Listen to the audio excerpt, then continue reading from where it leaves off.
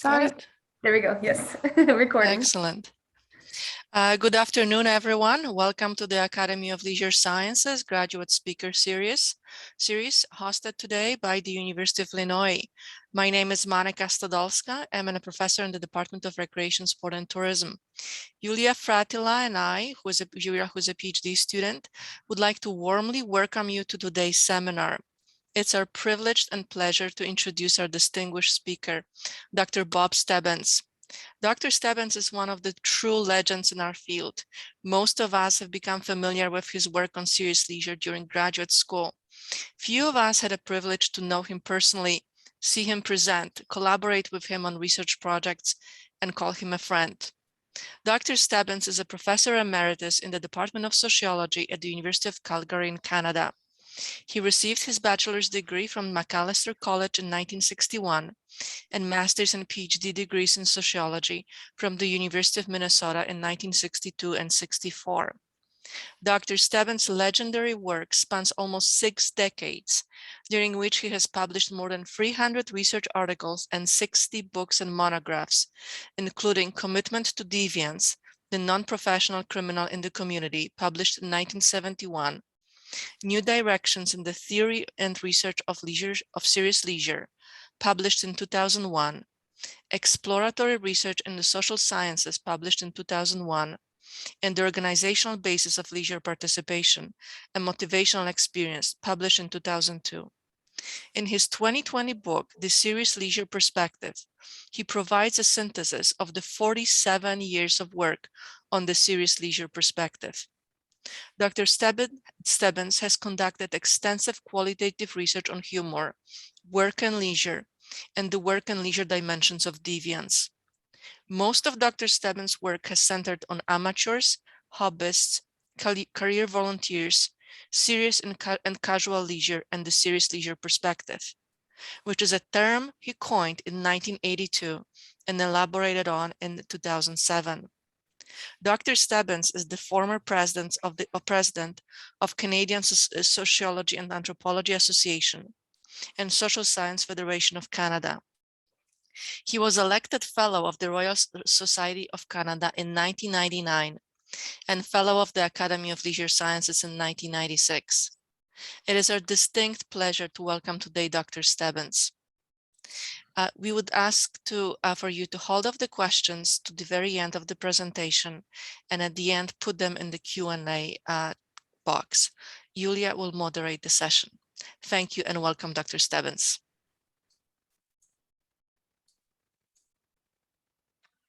Okay, good morning, everybody. Since it's morning in Calgary, even if it's beginning of afternoon in Illinois, we have all our West Coast colleagues. We're still waking up, as it were. Anyhow, good to be here with you all and to talk shop, which is itself a serious pursuit. And you'll see by the title, we're going to talk about a conceptual map of leisure studies as drawn from the serious leisure perspective, alias the SLP.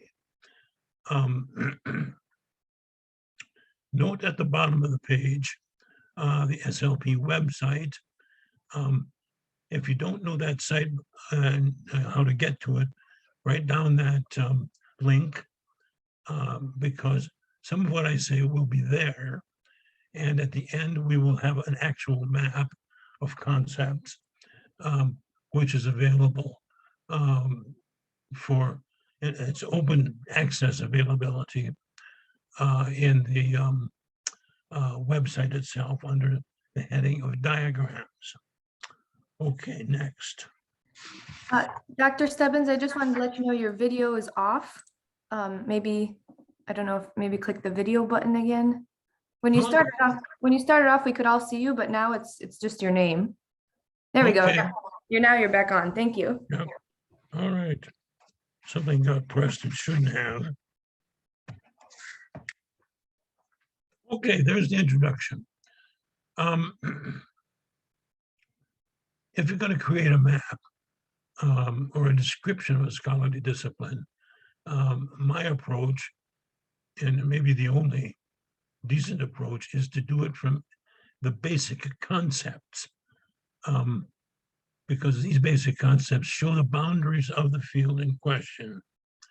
So this whole thing, this whole talk is organized around concepts and not findings, though they're important. The concepts are at the middle of this whole enterprise. In leisure, most of these concepts and definitions have emerged inductively from qualitative exploratory fieldwork on leisure activities. So I went to the field in 1973 and first of all did a study of amateur musicians, biographies and autobiographies, and learned all kinds of things about leisure. Myself being an amateur musician, that helped. So I had some participant observation as well.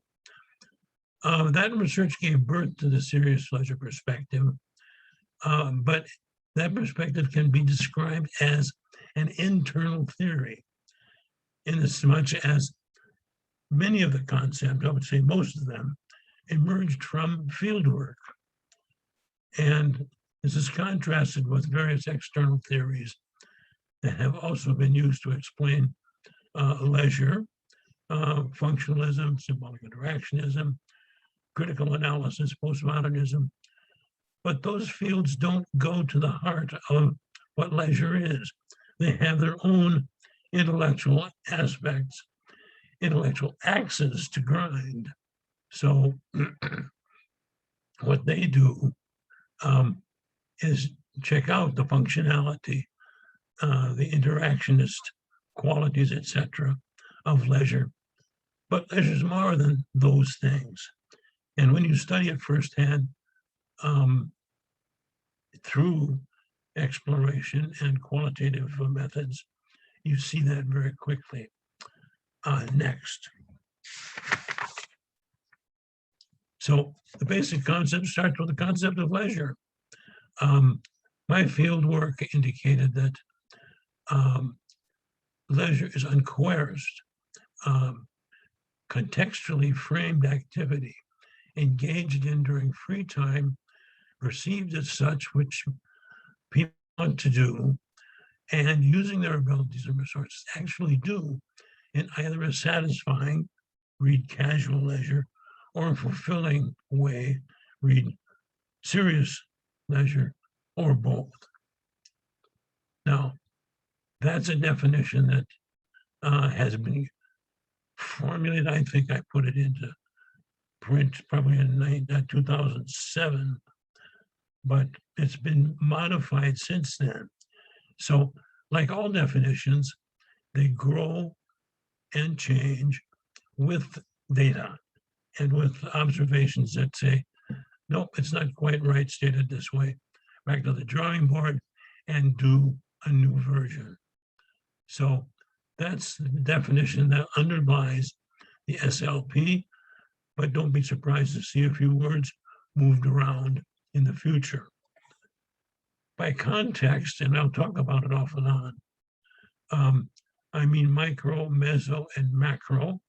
Micro being interaction, the individual and interaction with other people in small groups. Meso being more community level, including larger groups like clubs, organizations, formal organizations, events, community action. The word social world is meso. And then we get to macro, which is larger culture, history, national and international organizations. And those three levels of context very much figure into the way we do our leisure. And the research that I did makes that clear. The study of barbershop singers, for example. Sure, you sing with a local quartet and in the local choir. You meet for rehearsals, if you're in a quartet, probably in somebody's basement, very much micro. But at the same time, barbershop is organized internationally by different organizations. And there are international conferences where people sing, and there are competitions. So that's the macro side. Leisure activity, I can't stress enough that activity, as you see it in the definition, is central to understanding what leisure is. We do leisure because we love the activity we're doing. If it's really fulfilling, we love it for a somewhat different way than if it's just merely satisfying. But it's the activity that we experience leisure through.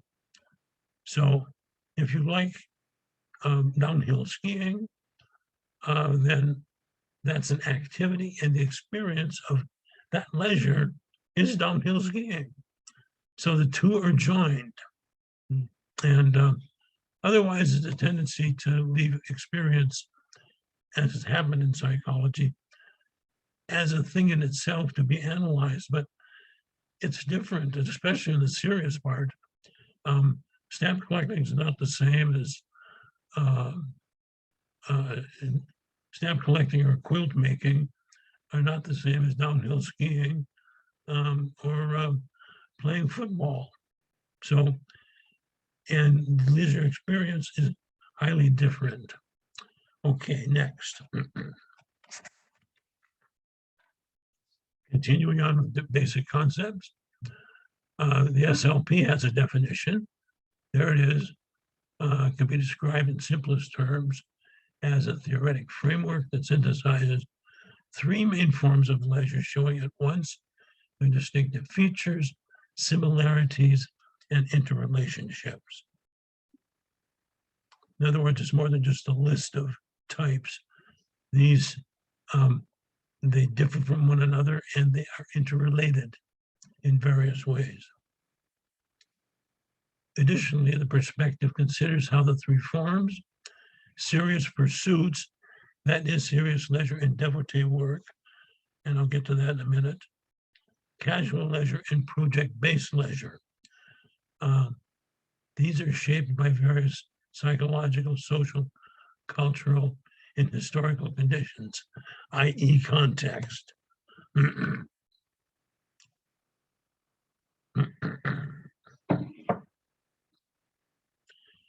Each form serves as a conceptual umbrella for the range of types of related activities. Serious leisure, amateurs, hobbyists, and career volunteers. And devotee work, that's work in which the livelihood that one gains is built on a serious leisure activity. So that's the last concept, I think, to, no, it isn't. It's a rather more recent concept, but the two together are framed now as the serious pursuits. If you're interested in this devotee work business, next month, Anthem Press will put out a book on occupational devotion.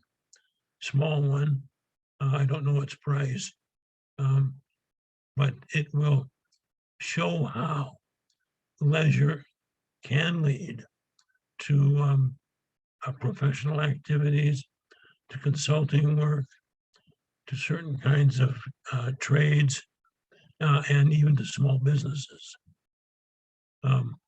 People who make beer are an example of people who start as hobbyists, makers of this beverage, and then moving on, this beer is so good we can sell it.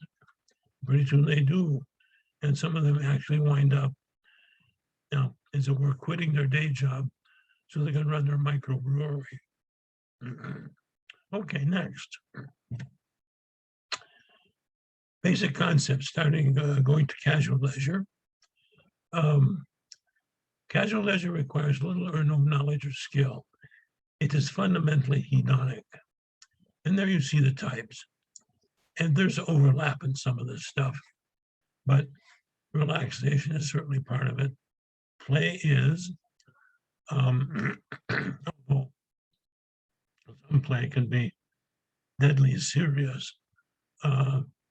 Others is dabbling, and that's where we put that kind of activity. Passive and active entertainment, sociable conversation, of which gossip, God forbid, is probably one of the favorite. Sensory stimulation, everything from sex to enjoying scenes of nature, mountains and rivers and what have you. And it includes music, of course, and art. That is the part of listening to music or viewing art, making music, making art. Now we're getting back to amateurs and professionals. So that's not casual. Casual volunteering. Volunteering can be highly skilled and require a lot of experience. The casual side is different. That's the person who on the street corner is collecting money for charity or handing out pamphlets. Or volunteering to drive the elderly someplace. Now, that kind of volunteering is very important. So it's not proper to, well, it's naive, I would say, to argue that it's merely trivial. But being a member of a school board or a board of directors of a nonprofit, which is career volunteering, is certainly different, requires different commitments and different abilities. Pleasurable aerobic exercise is exercise that raises the heart rate and to a point where, okay, it's fun, but if I go any beyond this, it's going to get painful. But if one gets that level of exercise, that's still good for the body. So there are programs on television and by videotape that are fun to do and still benefit the body. So that sort of thing falls here as casual leisure. Next slide. Okay. Project-based leisure is something that arrived rather late in the development of the SLP. And it is found in certain crafts, dramatic arts, reading hobbies, and volunteer interests. And you can see there's some of the lists of projects. The point being that projects are meant to be done and that's it. There isn't an intention, there's not an intention to continue on and make it into a hobby or an amateur activity. It's at the same time, it's still important. You can, for example, do-it-yourself projects done primarily for fulfillment. The modern North American common project is developing the basement. So now some do that because it needs to be done, but they also like the idea. And so they do it, but then the basement's developed and that's it. And it is fulfilling, but it's not long-term. The dramatic arts, a family skit, public speaking, writing one's own memoirs are projects and volunteering, volunteering for special events. The Olympics comes to town. Okay, I'll volunteer. We saw thousands of people really volunteer for the Winter Olympics when they came to Calgary in 1988. They had never done anything like it, and they wouldn't get a chance to do it again. So that's an important feature of one-off, which is a project-based leisure. Okay, next. 6, and it should be distinguishing qualities of the serious pursuit. It started out 6 distinguishing qualities of serious leisure.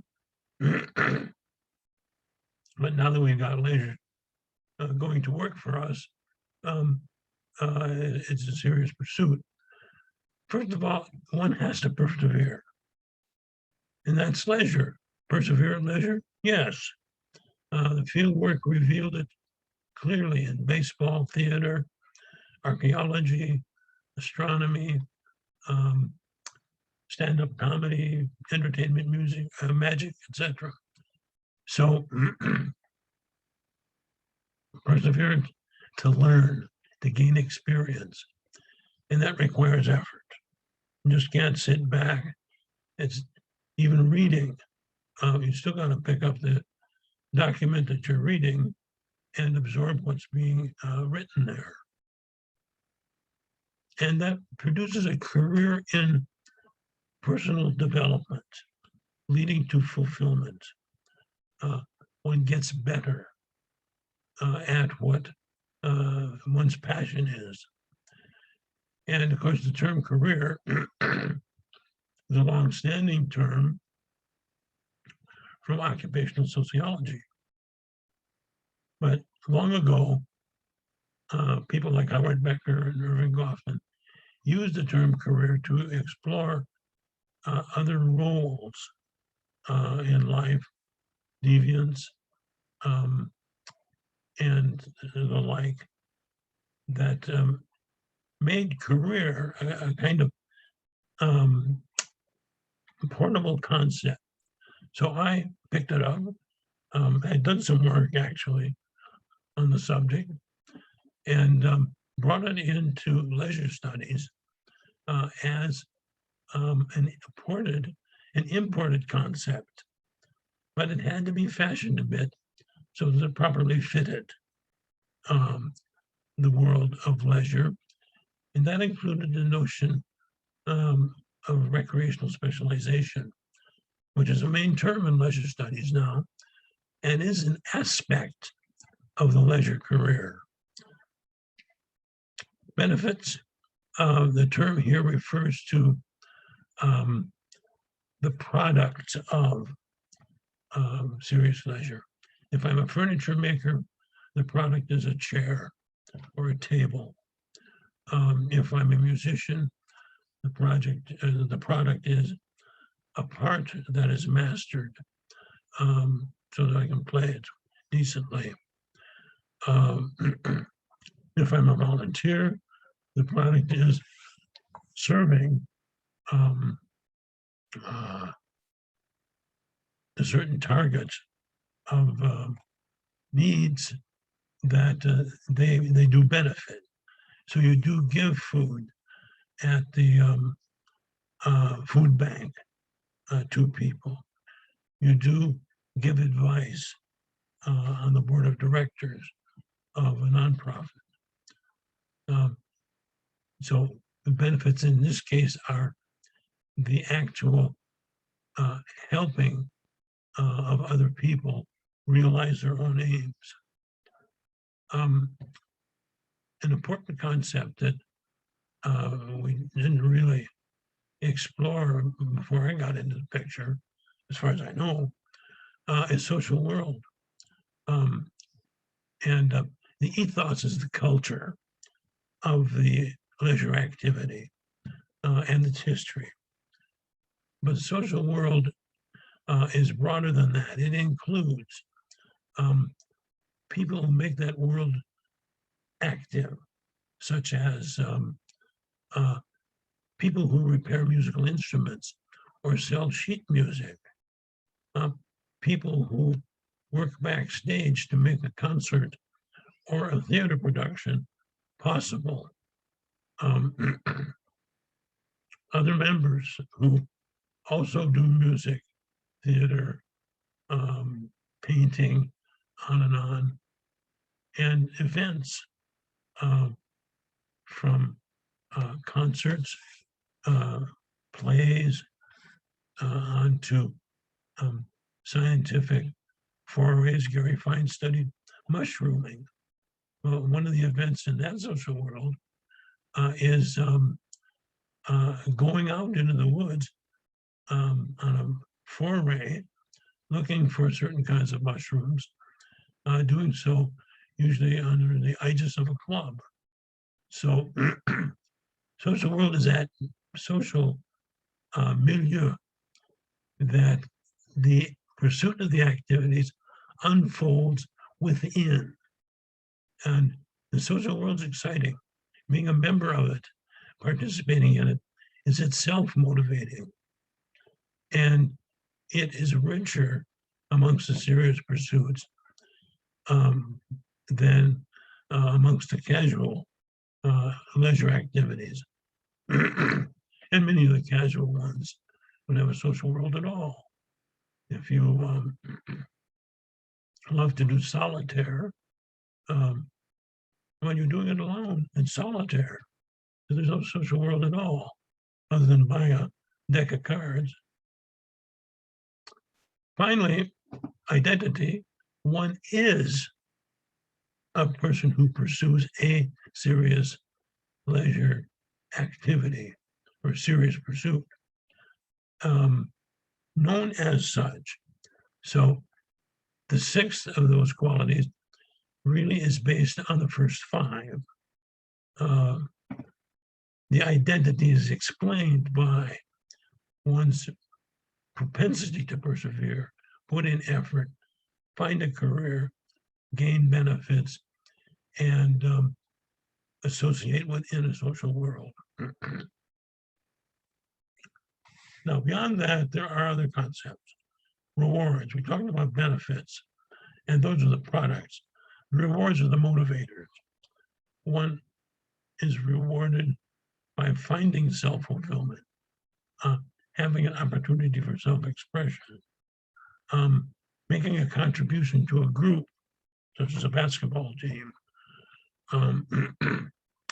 or a nonprofit organization. And those rewards are motivating. And I usually cover them in print under the heading of motivation. But it became very clear in the field work that there are costs.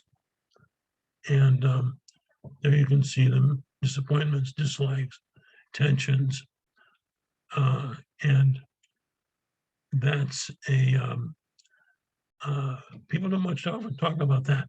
Leisure has a sort of a positive bias, but the costs are there. And sometimes it gets to be too much, and the individual stands up and says, "I'll quit," and it's just too much. I encountered 2 divorces in a sample of 25 amongst the theater sample.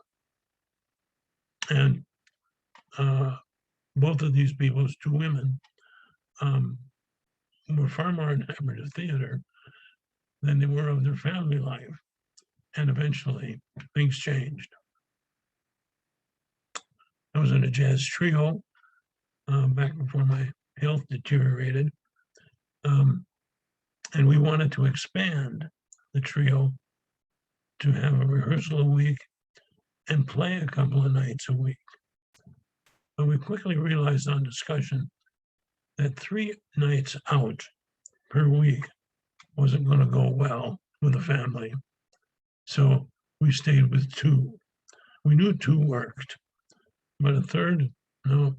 And we could see the handwriting on the wall. So, and those things are talked about. And that's part of the lifestyle of the serious pursuer. And then, of course, rewards and costs relates to the discussion of facilitators and constraints and leisure. So it ties into the literature in those words. Okay, next. So more basic concepts. Now I'm moving to contextual interests looked at through the lens of micro, meso, and macro. All of those in that list can be observed in leisure at those 3 levels. And so you get the contextual side of leisure and serious leisure pursuits through looking at gender, ethnicity, social class, deviance, religion, and leisure trends. So this isn't all about activity and experience, but it gets framed in these contextual interests at a micro, meso, and macro level, contextualized, in other words. Okay, next one. Now, the SLP is eminently applicable. It really fits leisure studies to a T. You can see a list there of 6 areas where the SLP has been applied. And if you go to the SLP website in the bibliography, you'll see a fair range of publications about aging, art, science, administration, disabilities, and therapeutic recreation, on and on. And we hear from our colleagues from time to time that we write about leisure and nobody listens. That's not true. There's a list of 6 places where there's a great deal of taking from leisure, the leisure literature, and applying it to these 6 areas. And some of it goes way back. I mean, the first article on serious leisure and tourism was 1992. And that's a long way away. And now there's all kinds of stuff. It's true that it's still a minority consideration in these 6 areas, but it's there. And so we know that the SLP and leisure thereby can get out into the larger applied world and be of good use to people there. Okay, next one. So what is leisure not? It's not non-work obligation for openers. Non-work obligation is is all those things that after work and after leisure still have to be done. Whether that means, and again, I'll go back to a northern climb, well, not so much anymore with global warming, shoveling snow. It's got to be done. There are municipal laws that say, thou shalt shovel the snow quickly before somebody falls and you get sued. So that's a critical aspect, but it includes other things. Taking your car in for routine maintenance has to be done. It's usually a nuisance because you know, you have your car, now you're going to get to work. And you still have to find the money to pay the bill. Or non-work obligation can be familial. Things you have to do for an elderly relative that you'd rather not do, for example. And those hundreds and not thousands of parents, more women than men, have to get kids to dance practice, hockey practice, you know, that sort of thing. Most consumption is in fact non-work obligation, but see window shopping and website browsing done for fun. So, but other times, oh, I got to go to the grocery store today. Not pleasant, but if you want to eat, you better get there. And finally, non-work obligation, I'm sorry, leisure is not work, is a common sense approach. And the danger in that is that it's an idea that's very easily adopted by our colleagues and adjacent fields, like in economics. Volunteering is not work. Doesn't tell you anything about volunteering. There's no essential quality which must go into a definition. So leisure is not work. In a sense, it's a waste of breath. We need to do better. And so I gave you a definition that at least starts us down the road to looking at the essence of the idea. Okay, next page. Context again. Contextual interest is framed in SLP and pursued from the following angles. And there you have them all listed again.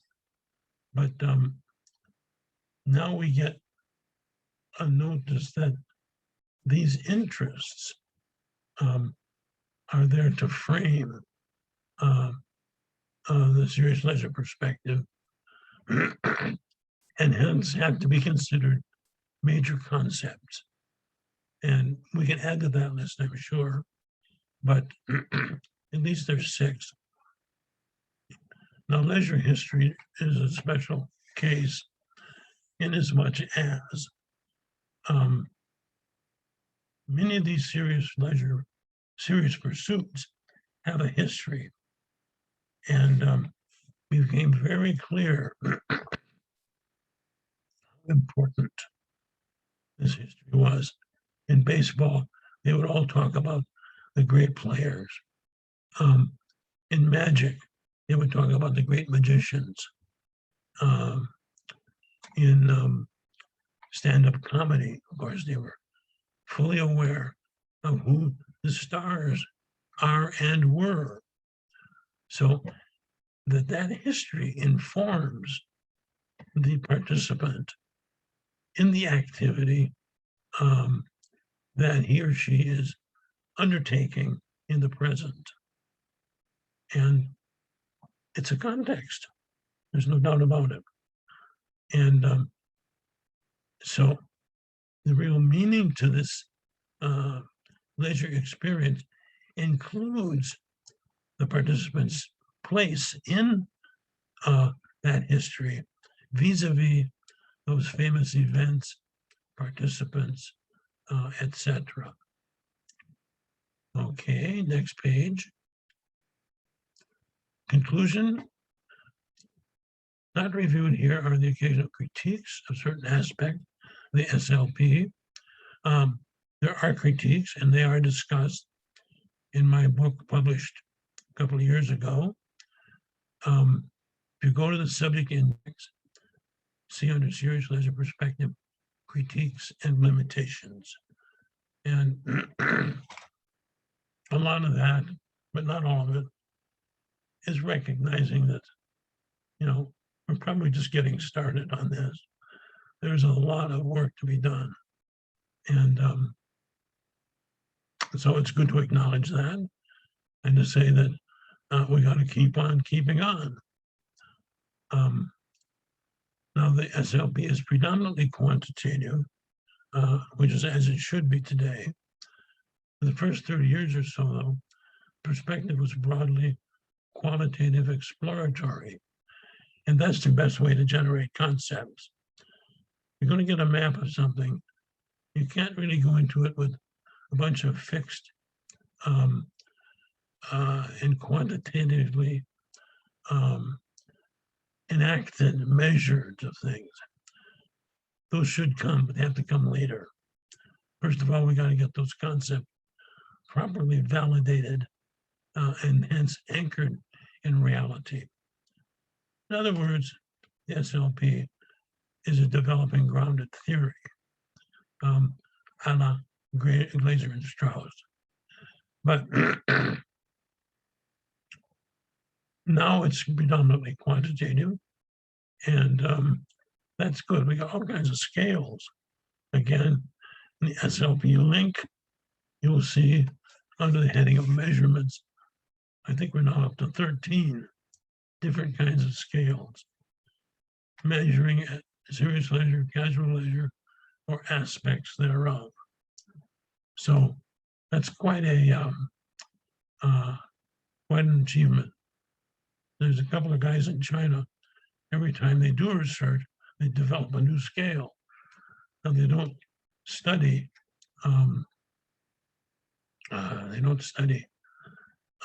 exclusively serious leisure, but they do from time to time, and they cook up a scale like nothing. I mean, I couldn't do that, but this is how they work. So now empirical validation of this concept of the SLP is continuing apace in confirmatory work. More and more, these concepts are being anchored and re-anchored in data.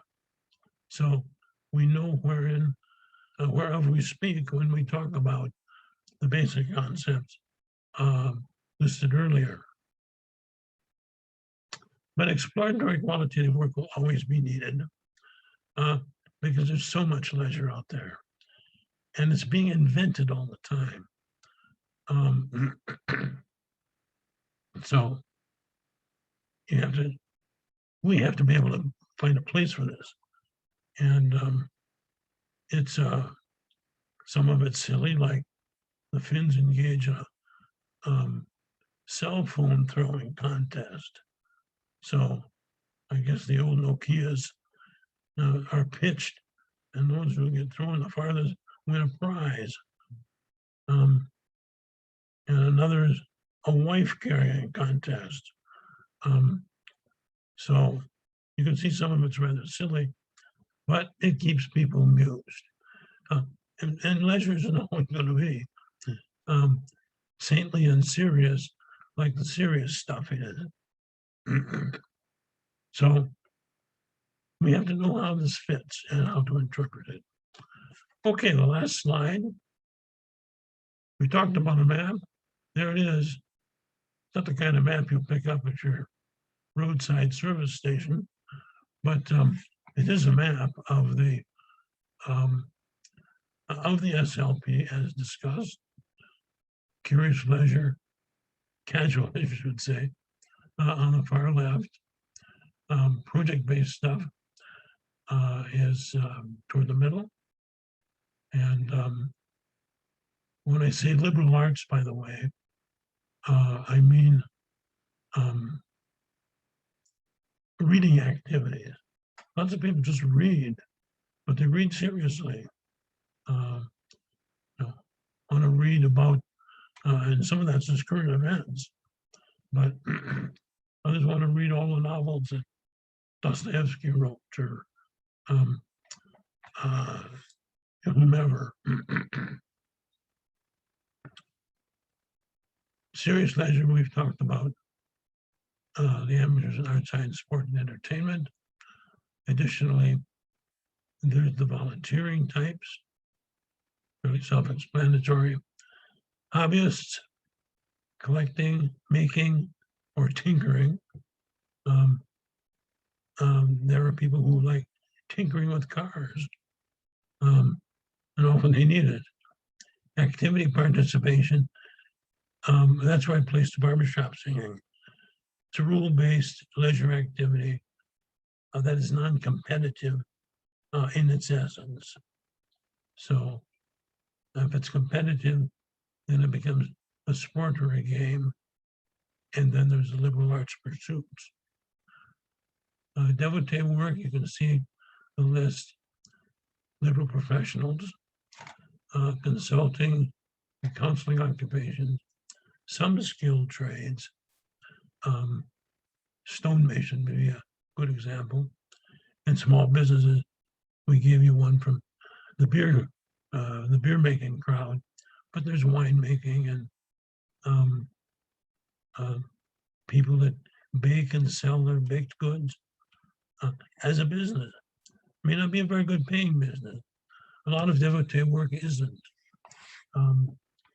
It's because people love to do it, they'll take a cut and pay just so they can have that kind of existence. Okay, we have time for Q&A. Yes, and for Q&A, feel free to put your answers, or I'm sorry, your questions either in the Q&A box, or if you raise your hand, I'll just unmute you and you can ask Dr. Stebbins directly.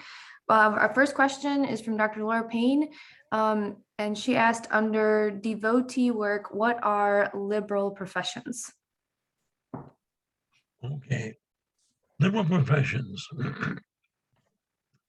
We would call them just professionals, except that the word's a bit of a tricky one. One meaning of professionals is to make a living doing the work. Well, in that sense, anybody who's paid is a professional. So the guy at the dustbin is getting paid to run it, but at the same time, it hardly is the definition that we would look for. Somebody with a high level of training who serves either a public, as musicians do, or actors do,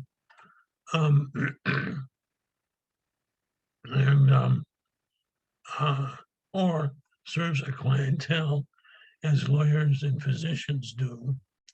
So these are skilled, knowledgeable people who work to serve as artists or scientists, for example, or as people actually trained in the service to serve: physicians, lawyers, architects, nurses, teachers, on and on. So, but the point being, of course, is that a lot of those people started out not as amateurs, but what I call a pre-amateur, pre-professional stage of amateurism. They go to school and they learn. But while they're going to school, they still have the possibility of saying, in a leisure sense, I don't like this anymore. I'm going to quit. So it's not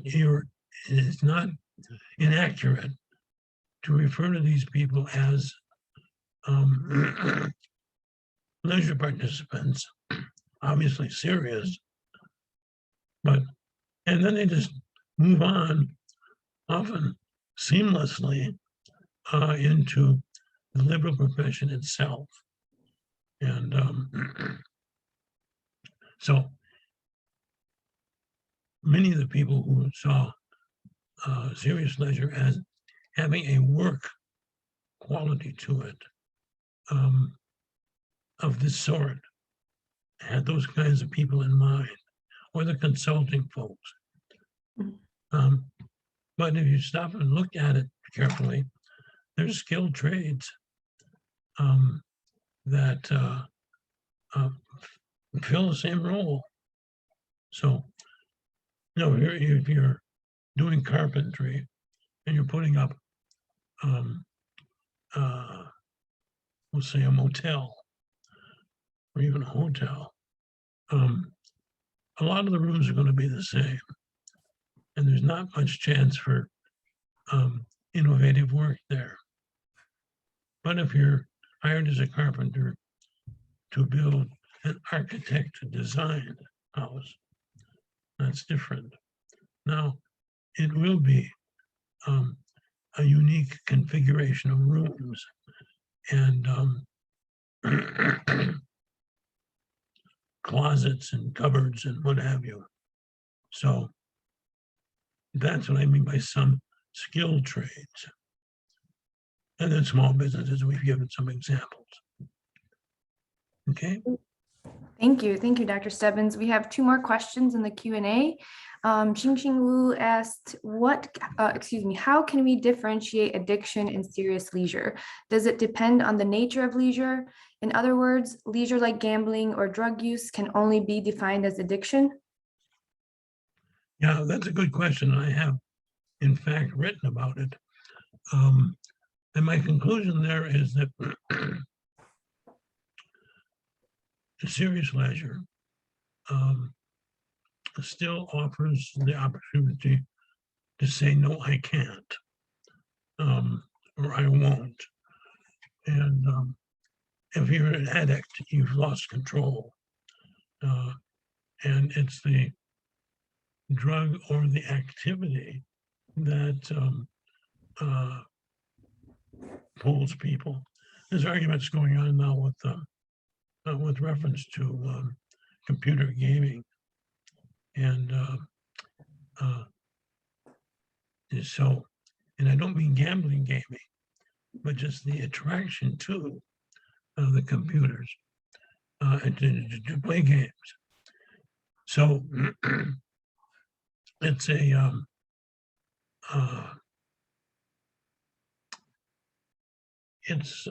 I would say we haven't studied it enough to really be able to say for sure, but I've written that serious leisure is such that people can quit or cut back.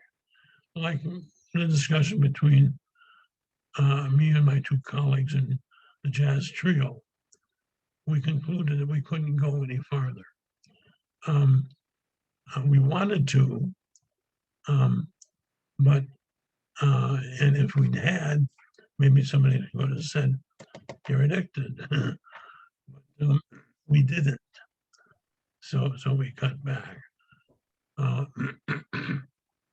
So it's an important, I think it's an important question. And it's addressed, just trying to remember where I talk about it. You have to write me at Stebbins at ucalgary.ca, and I can find you the reference, maybe even send you some material. It's not an irrelevant question. There's no doubt about it. And certainly it's not leisure if it's truly addictive. Because one of the cardinal qualities of addiction is the addict is out of control. So, okay, we got one more. Yeah, we have a question from Ruth Kent. They asked, can you give an example of how leisure relates to hospitality and tourism industry? Okay. I wrote initially in that area about cultural tourism as being fundamentally leisure. And mostly that's a kind of liberal arts pursuit so you want to go to all the great concert halls in Europe, and from Amsterdam to Paris to London, to on and on, And you go and you hear music in these places. And so develop a sense of the excellence of the construction of how that relates to music and the general ambiance of the concert hall. Or you do ski touring, in that you go from one ski resort to another, comparing slopes, facilities, the experience of skiing, downhill skiing, or touring museums. Again, moving across, not just going to the museums in town, but making sure that you hit the best of them in the main cities that are visited. So most tourism, however, is mass. So people are herded onto a bus and driven around town. And I used to know a bit about this. I heard like tourists to New Orleans. And so we'd hook up with a local agent, and the agent would then arrange for us to do what people generally do: get on a bus and go to various parts of the city to see the famous cemeteries, the racetrack, the football stadium, etc. And just a sense of driving around town, punctuated by all kinds of entertaining commentary from the bus driver. So that's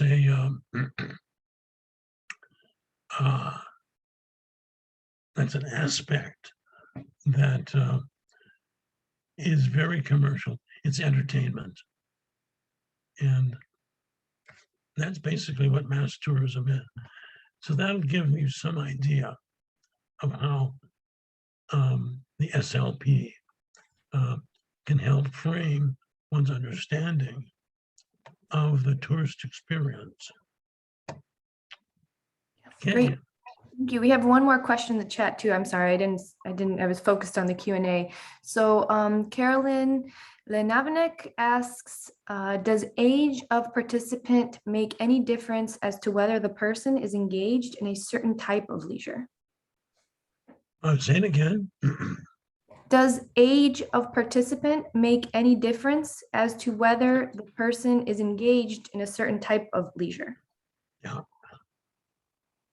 It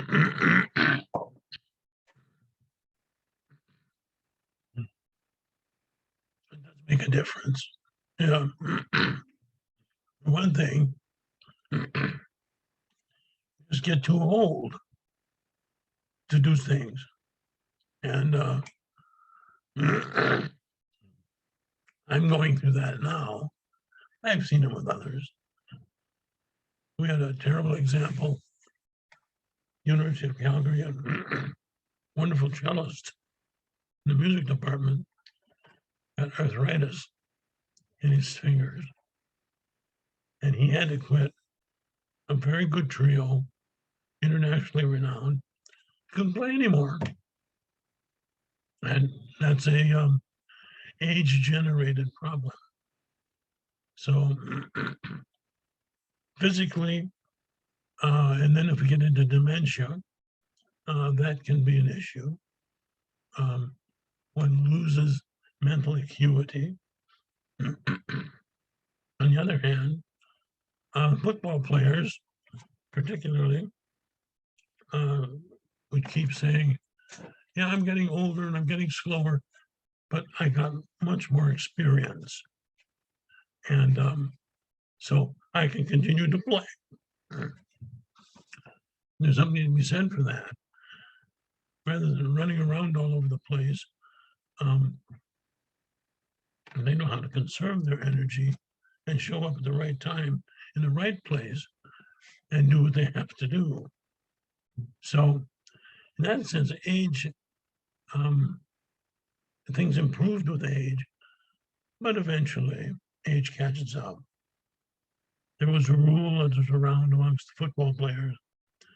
And after age 30, you're usually washed up. Now, it depended upon the position, because quarterbacks lasted longer than people in the line, for example, or running backs. But that's an age-related rule of thumb amongst not just football players, but a lot of athletes in powerfully physical activities. So age makes a difference. That's it's really part of context when you get right into it. Okay. Thank you, Dr. Stebbins. This was an amazing lecture. We learned a lot, and it was a great opportunity for all of us, graduate students and faculty and entities alike, to be able to listen to your lecture. I would like to thank you and thank the audience for attending today's seminar. It was recorded, and the recording is going to be posted on YouTube and made available through the TALS website. Thank you so much again for attending, and goodbye. Have a good weekend. Bye all. Goodbye, everyone. Thank you, Dr. Stebbins. Thank you. Thank you. Thank you for your help. Yeah. Bye-bye.